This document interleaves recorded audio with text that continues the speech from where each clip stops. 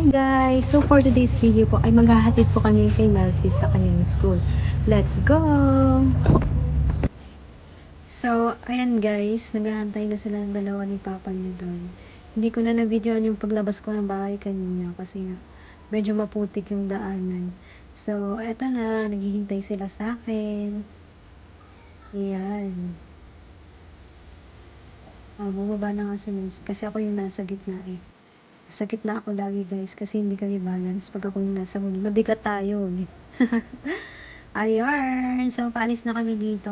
Pinaandar na ni Papa G. Wow. Ni Papa like this. Ayan.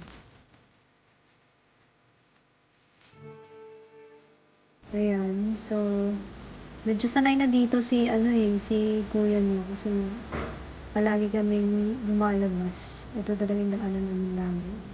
Ayan. So, patuloy lang. Ayan kami. Hello. So, ayan. Dito naman banda bababa. Ayan. May manok pa. Dumaan. Nako. Ihaw ka mamaya.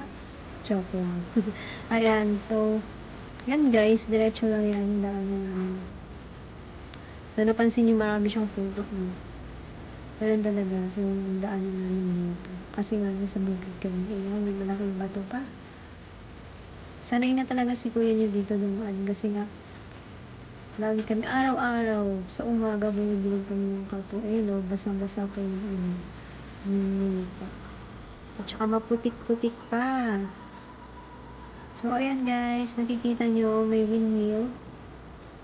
Ayan o, lumabas na yung LC ng windmill. Kasi maraming windmill dito sa amin guys. Ayan, patapakit na naman yung dito, yung daan. So, ito yung araw-araw na dinadaanan namin pag hinahatid namin si Melcy sa school. Wala na kasi ibang dito, pwedeng daanan guys. Ito lang talaga. Ayan, medyo mahaba-haba yan. Yung hindi semento na daan. Kung napansin nyo, medyo paakyat. Ayan. Sanay si kuya nyo dyan, kahit na mabato siya. Ayun, ang ganda ng tanong. Yan, yung mga windmill. Fresh air dito kasi yung bagong puno.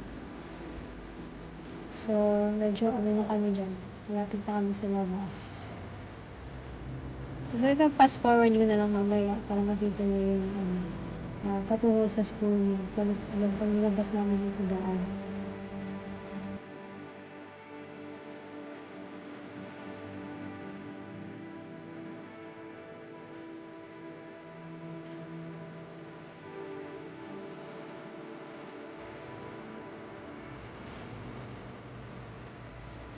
So, ito na yung main road, guys.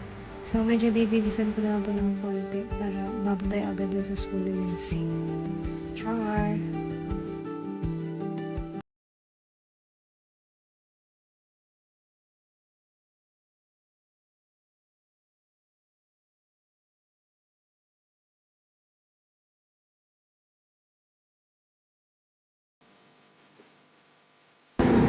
Ito mga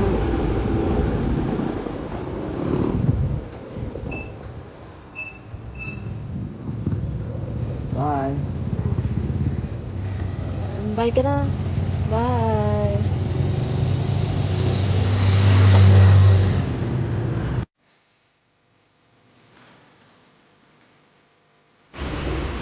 So, ayan.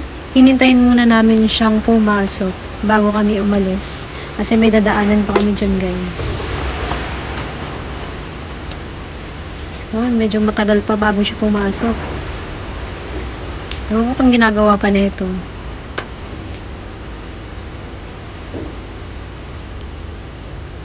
Yung pinasok niya muna yung cellphone niya kasi nga bawal yung cellphone sa school, guys. Pinasok muna yun sa bag niya.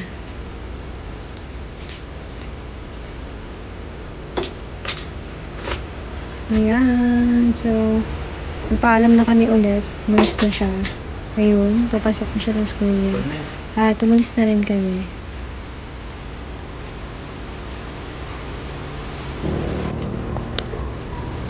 So, ayan guys, pagkatapos nga namin ihatid si Melcy, ay dumaan muna kami dito sa may tindahan at may binili ng siguro.